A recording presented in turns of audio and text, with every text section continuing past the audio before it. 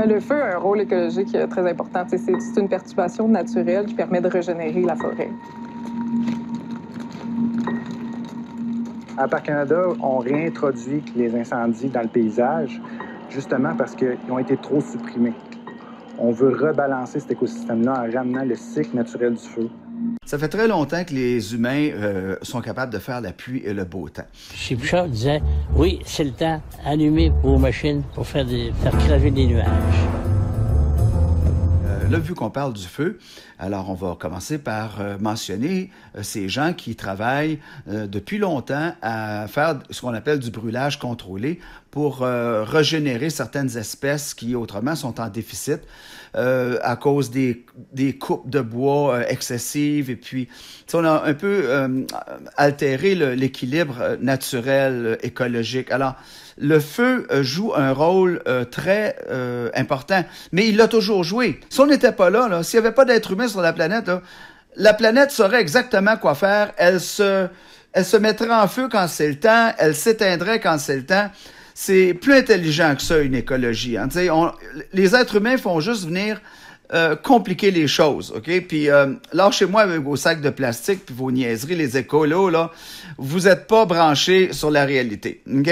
Le feu fait partie des choses qu'on a besoin. Le feu est notre ami, ouais, la plupart du temps. Et puis, c'est quelque chose qu'on est toujours parvenu à contrôler. Sauf que là, depuis quelque temps, là, c'est comme la psychose. Là. La psychose nous gagne. Là. Ah, le réchauffement climatique. Là, on tombe, on déborde dans le délire. C'est ça qu'il faut éviter de faire. Et puis, il faut pas arrêter d'informer, d'instruire et d'éduquer nos voisins, surtout ceux qui sont trop cons et puis qui se comportent en moutons et vont croire tout ce que le gouvernement leur dit ces temps-ci. C'est une supercherie. Nous autres, on a été demandés pour aller faire de la pluie. Parce qu'il n'y avait plus de travail pour nous autres. Ça fait qu'on a accepté, sur 25-30 hommes, on a accepté 2 d'y aller. Tous les matins, nous autres, on avait un gros radio FM d'installer sur une montagne. Ça prenait une demi-heure à monter sur la montagne. Ouais. Pour monter à chacun notre tour, moi et mon chum. Puis là, on communiquait avec l'historienne. Puis il disait, votre machine, décoller votre machine, allumez votre machine à telle heure, arrêtez là à telle heure. 2 chalumeaux s'étaient réunis ensemble comme un chalumeau à gaz. Là. Il y a 2 compteurs. Puis il y avait un petit bout de tuyau, là, à peu près de 5-6 pouces. Là. Puis là, on rouvrait ça un peu pour mettre une allumette là-dessus. Puis là, on ajustait le feu. Puis quand le feu était bien bleu, là, ça faisait une petite flamme longue de même au-dessus de ça. Point. Puis tout à fait la machine à pluie, c'est aussi simple que ça. Puis vous, à ce moment-là, est-ce que vous vous disiez, bon, ça va faire crever le nuage? Ben, nous autres, ils nous disaient que ça c'était efficace. Ils disaient que c'était efficace. Les cultivateurs, ils tempêtaient après ça. Les forestiers, il pleuvait, puis dans ce temps-là, ils n'étaient pas dans des machines. Ils avaient des scies mécaniques, puis des siottes, puis des... Hein? Et les scies mécaniques, ils arrivaient dans ce temps-là. Ça fait que les autres, là, c'était... pour ça que je dis, s'il avait su dans ce temps-là qu'il faisait de la pluie, là, il aurait dit, toi, trembler, là, une valeur, Ouais, on va s'occuper de oui, on va s'occuper de je compte revenir sur le sujet. Aujourd'hui, je voulais surtout vous parler de la simplicité, de la facilité qu'il y a derrière le projet de mettre une forêt en feu. Et je vais terminer la capsule, sans vouloir l'allonger, avec la facilité aussi qu'on a de les éteindre, ces feux-là, OK? Parce que ça fait partie de l'équation. Vous savez que ça fait longtemps qu'on éteint les feux. Ça fait longtemps qu'on ensemence des nuages. On le savait, nous autres, dans ce temps-là, quand le gros vent prenait, on fermait la machine. Imaginez-vous le nombre de machines à pluie qu'on était, là, qui chargeaient les nuages. Là. Ouais. Ça vous donne une petite idée, là, comment est-ce que c'est qui pouvait mouiller. Ça s'en venait tout dans le Périboncourt. Ouais. Terrier. C'était toutes des rivières qui se rependaient dans le Périboncourt. Il avait tout mis le gang pour ça. Pour que... Où est-ce que c'est que... ça fait longtemps qu'on ensemence des nuages. Moi, je me souviens d'une anecdote, là. Le premier ministre René Lévesque, qui travaillait pour le ministère de Jean Lesage, je pense qu'il était aux ressources naturelles dans le temps, ça portait un autre nom, là, avait été approché par le Cercle des fermières ou les Dames de Saint-Ange, je me souviens plus qui, là, mais c'était les femmes des cultivateurs qui avaient fait pression sur M. Lévesque pour qu'il cesse d'ensemencer les nuages parce qu'ils avaient trop de difficultés à jardiner cet été-là. Et René Lévesque avait fait lever son projet d'ensemencement pour cette année-là, il avait mis un frein. Madame Simard, l'opération Parapluie a commencé comment? Alors, c'est à la suite de la parution du calendrier de M. Lévesque qui respectait seulement le temps des semailles et le temps des récoltes. Alors, nous, ça nous a indignés, parce que puisqu'on a dit, si on se permet de faire un calendrier, c'est qu'on fait de la pluie artificielle chez nous, et chose qu'on a toujours niée. C'était dans le programme. Alors, on était scandalisés. Il y avait tout le mois du 13 de juin au 13 de juillet, un mois complet, c'était gris. C'était de la pluie constamment. À part de la pluie naturelle? À part de la pluie, ça, il faisait de la pluie tout ce mois-là au complet. On avait dit, c'est notre été. Au Saguenay-Lac-Saint-Jean, l'été, ça ne dure pas 6 mois, tout le monde le sait. C'est que je pense pas qu'à l'époque, M. Lévesque s'était rendu compte comment ça pouvait être saugrenu d'avoir passé une pareille entente. Quand tu parles des dates, bon, ils sont assis autour d'une table, puis là, vous allez nous donner cette période-là où on va pouvoir faire pleuvoir, puis l'autre, il va faire soleil, puis là, un autre mois qu'on va pouvoir faire de la pluie. Mais quand tu l'as pas sous les yeux, c'est le journaliste qui a commencé par faire ça, qui a été intelligent, lui, là. De le situer, puis de le localiser, puis de donner les dates, vrai ou pas vrai, jamais on peut laisser faire ça. C'est comme ça que ça a commencé. Et là, on en avait parlé, il y avait eu une émission à CKRS TV où on parlait de notre mouvement, puis qu'on avait besoin de l'aide de toutes les femmes du Lac-Saint-Jean. Il fallait que tout le monde signe, on voulait faire une pétition. Alors là, on s'est mis à avoir, on donnait des numéros de téléphone, on s'est mis à avoir des téléphones de partout. Puis on s'était donné le mot que tel jour, c'était au début de mai, que tel soir, entre 7h à 9h, qu'il fallait que toute la région soit couverte au complet. Que tout le monde ait signé, puis rien que des femmes. Qu'un mouvement de femmes, on défendait la vie de la santé de nos enfants. Puis finalement, on avait ramassé au-dessus de 60 000 signatures dans l'espace de 2 heures. La population était vraiment là, montée aux barricades. Là. Il y avait même des gens qui étaient allés à la recherche de machines à pluie et puis qui avaient trouvé des équipements de Hydro-Québec. Et ils avaient brisé, pensant que c'était des machines à pluie. Alors là, c'était rendu là, un peu trop dangereux. Là, jusqu'où là ils vont aller là parce qu'on puis nous on pouvait pas les arrêter là. On avait déclenché le mouvement, mais c'était difficile de les arrêter là. On rapporte entre autres la démolition de 2 machines, dont l'une à Falardeau et l'autre à Saint-Félix-Statis par des groupes de jeunes qui sont rendus là-bas. Et puis au journal, nous avons reçu des lettres qu'on nous demandait de publier. Contenant des menaces à l'adresse des opérateurs et de leurs familles. Des menaces sérieuses, graves? Des menaces de mort. Il y a même une lettre dans laquelle un groupe qui s'intitule Les Fils du Soleil veulent jouer le rôle de francs-tireurs en montagne et puis surveillent des endroits où il pourrait y avoir des machines de vaporisateurs d'iodure d'argent. Alors, le 9 juin, quand M. Lévesque a annoncé à l'Assemblée législative qu'on cessait l'ensemencement des nuages, là, on a commencé à se calmer. Qu'est-ce qui s'est passé après ça, après l'opération Parapluie? On sait que, en tout cas, où les machines à pluie, où il y en avait eu, là, on avait fait à l'entour d'ici, les machines ont été enlevées, ça c'est sûr. Mais il est arrivé quand même... ça a duré des années que j'avais souvent des téléphones, Janine a dû en avoir aussi, des gens qui disaient, mais ils en font encore de la pluie artificielle. Les avions se promènent, puis pour moi, ils ensemencent les nuages. Mais moi, là-dessus, on disait, ben moi, j'ai pas de preuves. C'est au-dessus de nos têtes tout le temps. Ceux qui connaissent ça, vous avez vu le ciel aujourd'hui? Mur à mur. Sauf que comme ils sont passés cette nuit, ben ça a eu le temps de se répandre. Il y en a quelques-uns qui sont plus frais, là. Mais là, ils sont répandus, ça fait un voile. Fait que tout ce que vous voyez dans le ciel aujourd'hui à 100%, ce sont des chemtrails. Parce qu'ils les ont dans la figure toute la journée, puis la majorité des gens que vous rencontrez dans la rue, quand vous leur dites « Wow, ils sont terribles les chemtrails aujourd'hui, hein? » Ils vous regardent puis ils disent quoi? Hein? C'est quoi? De quoi tu parles? Alors, la majorité des gens ne sont pas au courant, puis pourtant, ça crève les yeux. Okay? Alors, ce qu'on va faire aujourd'hui, grâce aux photos, on va pouvoir s'habituer à comprendre quoi regarder puis comment l'expliquer aux autres. Parce que il faut avoir un peu d'informations pour être capable d'aider les autres à comprendre ce qui se passe un petit peu. Les gens vous disent, ben non, le ciel, c'est normal, il n'y a pas de problème. Puis quand vous commencez à parler des chemtrails, ils vont vous dire, ben c'est la théorie de la conspiration, ça. Hein? Quand on voit un ciel comme ça, est-ce que ça a l'air d'une théorie? Les définitions, premièrement, et la composition. Les définitions, ben, il y en a quelques-unes qui sont importantes. Qu'est-ce qu'un contrail? Qu'est-ce qu'un chemtrail? Qu'est-ce qu'un chembomb? Qu'est-ce qu'un voile plasmique? Et puis, qu'est-ce que la géo-ingénierie? Alors, commençons avec notre nouveau dictionnaire. Un contrail, c'est une buée qui est non persistante. Ça veut dire qu'elle ne dure pas longtemps. C'est seulement pour les avions qui sont à 10 000 mètres et plus dans les airs, des avions qui sont très hauts. Puis c'est quand ils sont très hauts puis qu'il n'y a presque pas d'humidité. Ça s'appelle un contrail, un tracé de condensation. Remarquez que si vous regardez l'image que vous avez là, vous avez la buée qui sort directement des réacteurs. C'est étonnant, hein? Ça sort des réacteurs. OK, maintenant, ça c'est un chemtrail. Regardez la différence.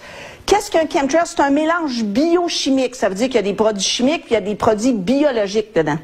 Ça s'élargit, puis c'est à basse ou moyenne altitude. Et puis c'est dans des taux d'humidité variés, ça peut être humide, pas humide, ça fait aucune différence. Remarquez, je vous ai pris cette photo-là exprès pour vous montrer, ça ne sort pas des réacteurs.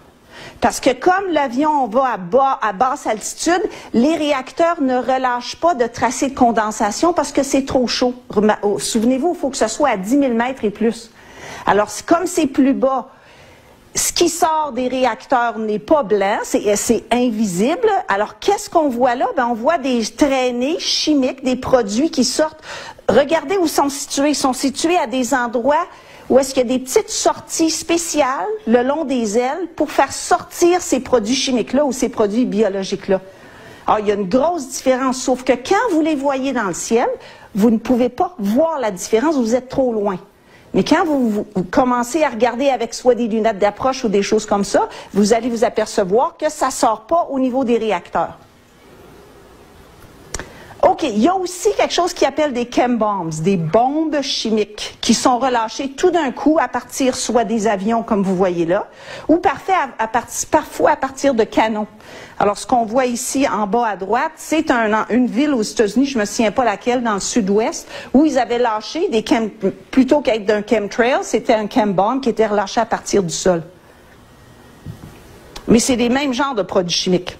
Ça, est-ce qu'il y en a quelques-uns qui ont déjà vu ça? Bon, on en a vu un l'année passée au-dessus de la maison chez Guy. Il était magnifique, il était presque identique à celui-là. Ça là, ça s'appelle un chembo. Ça veut dire, vous savez qu'en français, un arc-en-ciel, ça s'appelle en anglais un rainbow. Okay? Un arc de pluie, un rainbow. Mais là, quand c'est fait avec des produits chimiques, ça s'appelle un chembo. Un voile plasmique, c'est quoi? Ben, je vous ai pris une photo ici d'un endroit en United Kingdom, en Grande-Bretagne, où est-ce qu'à 12h52, il venait d'avoir des traînées chimiques qui se formaient dans le ciel, puis à 13h09, pas très longtemps après, vous voyez que ça s'est répandu, et puis vous voyez aussi, vous commencez à voir ces lignes-là qui sont à travers. On va en parler plus tard, mais ce sont des lignes ce sont des ondes scalaires qui se promènent dans ce voile-là. Alors finalement, ce que c'est ça, les chemtrails, en général, ça sert de base pour pouvoir propager des ondes dedans. Alors, ce que ça fait, c'est que ça fait un voile. Aujourd'hui, les chemtrails sont passés pendant la nuit, puis en début de journée. Alors là, ils sont répandus, puis ils ont fait un voile. Alors aujourd'hui, quand vous êtes arrivés, il y avait un soleil, mais le ciel n'est pas bleu en ce moment. Le ciel est voilé avec plein de tracés chimiques qui sont étendus, qui forment un voile plasmique. Alors, c'est merveilleux de voir comment on a une démonstration sur place. OK. Qu'est-ce que la géo-ingénierie? C'est un terme, géo, ça veut dire terre, hein? La géo-ingénierie, c'est une façon de pouvoir manipuler l'environnement terrestre. C'est sûr que quand vous regardez sur Wikipédia, ils vont vous dire, mais c'est utilisé pour le bien de l'humanité. Hein? Puis là, vous entendez les petits oiseaux. Parce que c'est vraiment gentil. Les gens qui sont des géo-ingénieurs, ils font ça pour nous aider. Ils font sûrement pas ça pour nous nuire. Et voici ce que j'ai découvert.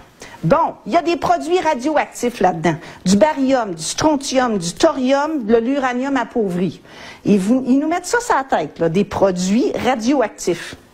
Ils nous donnent aussi, en bonus, des produits chimiques comme le bromure éthylique, le chlorure d'acétylcholine, le benzène, etc. Ils vous mettent des métaux, ça c'est les plus connus. Le plus important, c'est l'aluminium. C'est le produit principal qu'on retrouve dans les chemtrails. Et puis, la façon qu'on ensemençait dans ce temps-là, c'était avec les petits Cessna. C'est la chose la plus facile au monde. On regarde ça tout de suite, là, vite, là. Les éleveurs de l'ouest du Texas risquent de perdre jusqu'à 80% de leur pâturage chaque année. À moins qu'ils ne trouvent un moyen de faire tomber la pluie. L'ensemencement des nuages est une méthode qui consiste à introduire des particules dans un orage de manière à créer plus de glace dans le nuage et à en extraire le maximum d'humidité. Aux ailes de l'avion libèrent des sels d'iodure d'argent qui facilitent la formation de cristaux de glace dans le nuage. Les cristaux deviennent des grêlons, tombent à travers le nuage, commencent à fondre et se transforment en pluie. Ah, bonne vieille technique d'ensemencement de nuages avec des cristaux d'iodure d'argent. Mais je voudrais mentionner aussi un individu que vous ne connaissez peut-être pas qui s'appelait Wilhelm Reich. Certains disent Wilhelm Reich. Qui était un des élèves les plus brillants de Sigmund Freud. Apparemment que c'était son émule, son candidat préféré là, dans l'école de psychanalyse en Autriche. Et Wilhelm Reich a été l'inventeur d'une théorie qu'on appelle la théorie de l'orgone, qui est une des particules, une énergie qu'il y a dans la nature, que Tesla aussi avait identifié, mais sous d'autres noms, avec d'autres appellations. Tous ces gens-là savaient qu'il y a assez d'énergie dans l'atmosphère pour subvenir aux besoins de tout le monde, et ça de la façon la plus gratuite possible. Là. Alors, tu sais, le racket de l'électricité et de l'énergie, on sait que c'est comme ça que nos gouvernants nous tiennent en laisse. Wilhelm Reich est arrivé avec une invention qu'il appelait le Cloudbuster. Regardez ça.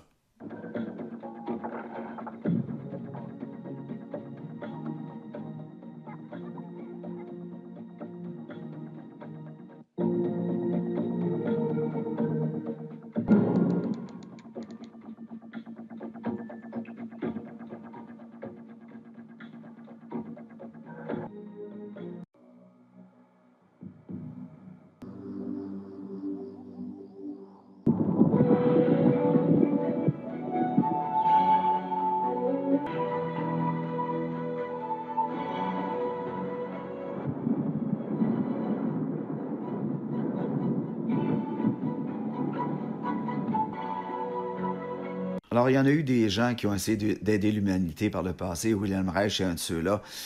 Mais malheureusement, pour lui, Wilhelm Reich avait toute une thérapie, là, toute une façon, une méthode pour alléger le fardeau psychologique des gens. Il croyait beaucoup à la révolution sexuelle. Lui, il voulait libérer les mœurs. Il est très en avant sur son temps. Wilhelm Reich, il a dérangé les mœurs de l'époque. D'ailleurs, on lui a fait la vie dure. Et puis, s'il avait juste été connu pour son canon à nuages, là, ça aurait été quelque chose, mais il dérangeait trop. Alors la FDA, là, la Food and Drugs Administration, l'a accusé de tous les torts, et puis on a même réussi à l'emprisonner. Le pauvre M. Reich est mort dans sa cellule, pendu. On a émis l'hypothèse qu'il s'était suicidé, bien que personne ne croit à cette thèse-là. Alors, voilà qu'est-ce que Wilhelm Reich nous avait apporté, le canon à nuages, qui fonctionnait coup sur coup, apparemment. Là.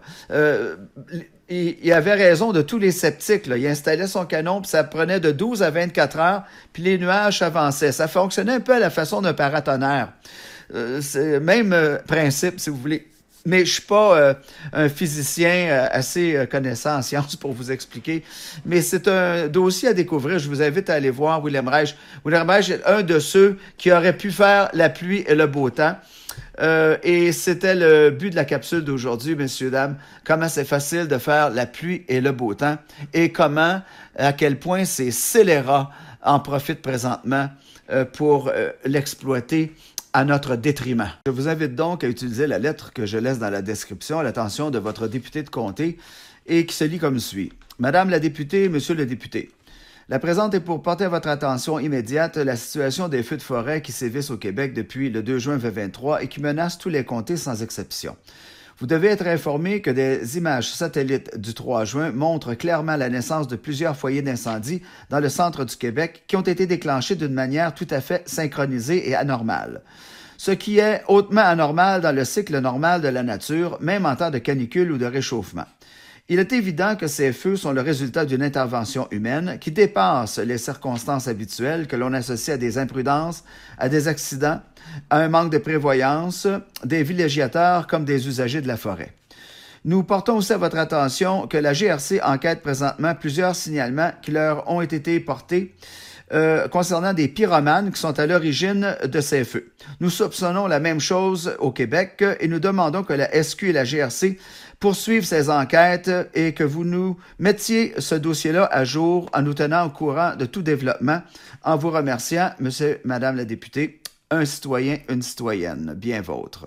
Qu'est-ce qu'il y a à part ça? Ce qu'il y a de plus intéressant que j'ai découvert plus tard, parce qu'au début, en 2000, quand j'ai commencé à faire des recherches, on parlait plutôt d'aluminium, strontium, barium. Mais depuis quelques années, il y a eu beaucoup plus de recherches, puis ils ont découvert qu'il y avait aussi dans les chemtrails des produits synthétiques intelligents. Des genres de nanofibres, on les voit ici, les nanofibres qui sont faits de polymères.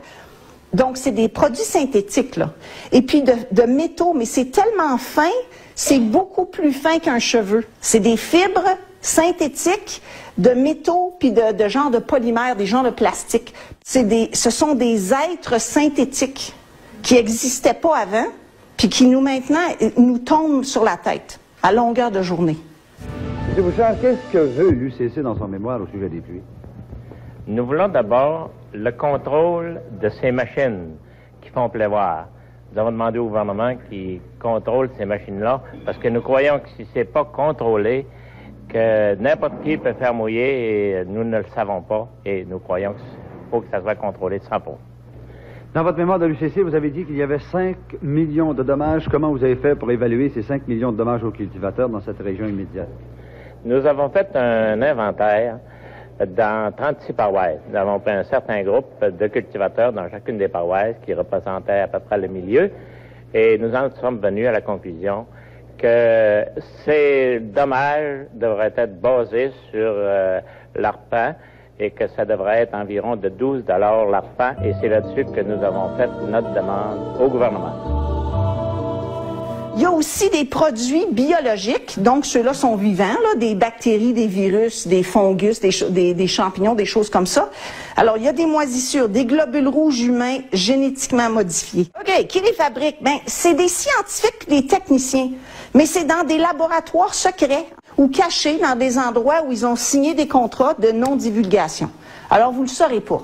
Puis ceux qui osent en parler, ils perdent leur job.